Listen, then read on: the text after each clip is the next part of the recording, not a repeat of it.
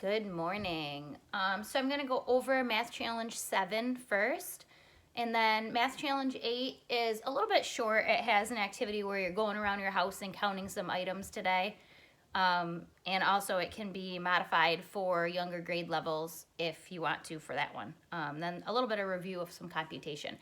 I would love for you guys to be looking back at those menu boards from the last couple of weeks and see if there's any writing assignments on there that you could possibly do. You really want to keep going with the writing. A lot of those are really open-ended, so they're not, response to literature or anything that you need to find answers to per se, but it's really going to be good if you continue to practice, not only your handwriting and keeping your hand in shape, but just those complete sentences and those sentences that make sense, as well as your editing skills, going back and making sure that your sentences are making sense, because that's something we've been working hard on and a lot of us need a little bit more work on.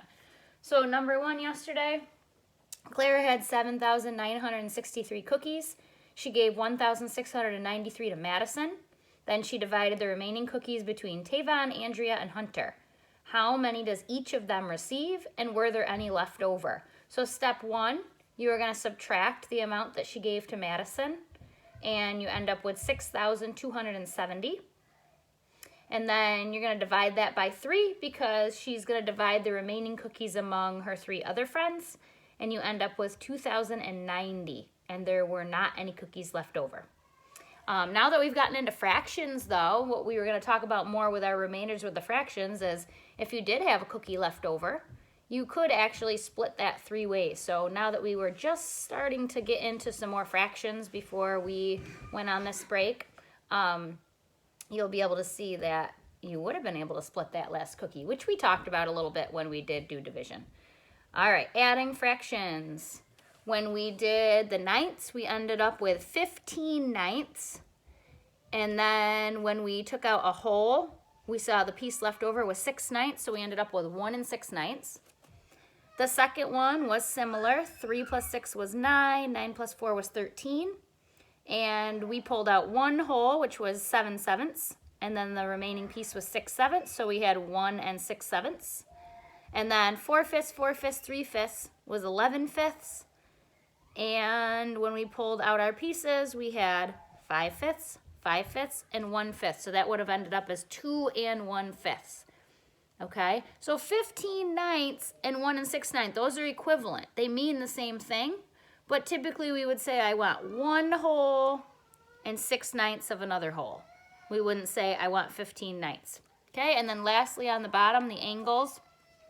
93 is obtuse, 147 is obtuse, 90 is a right angle, 180 is a straight angle, 12 degrees is acute, it's a cute little angle, and 91 is obtuse.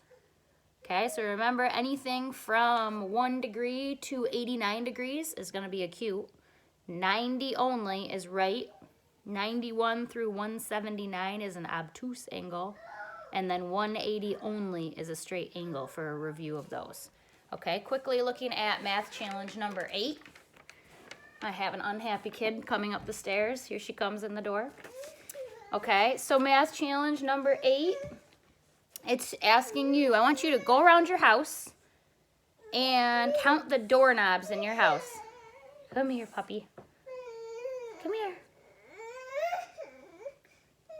Oh boy, here comes a very sad little puppy. Oh no. All right, so I want you to go around and...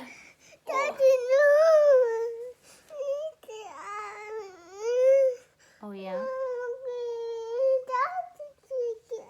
Daddy took something away?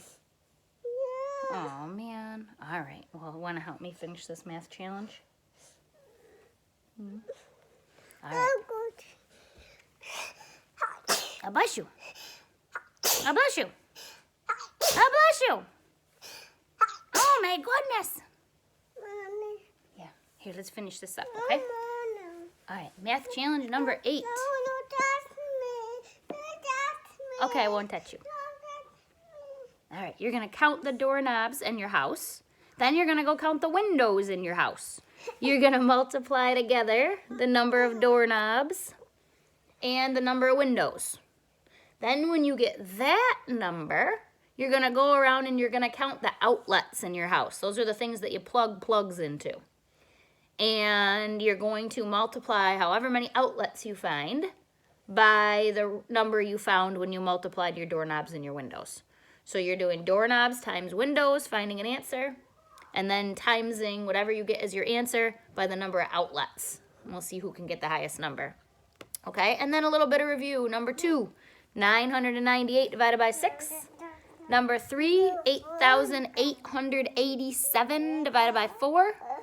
And then 98 times 67 and 87 times 68. We want to just keep those facts going in those review questions. I'm interested to see, though, the answers to number 1 up there. So see who can get the biggest number. Okay, also make sure you're checking out some of the science videos. We've been having a lot of fun doing some of these science videos, and I'm trying really hard to keep them with household items that most of us might have around our house. So we got 2 today that we're going to be posting that are really easy. They only have like 2 ingredients with them, and they're a lot of fun to do. Okay, see you later. Say bye-bye. Bye-bye.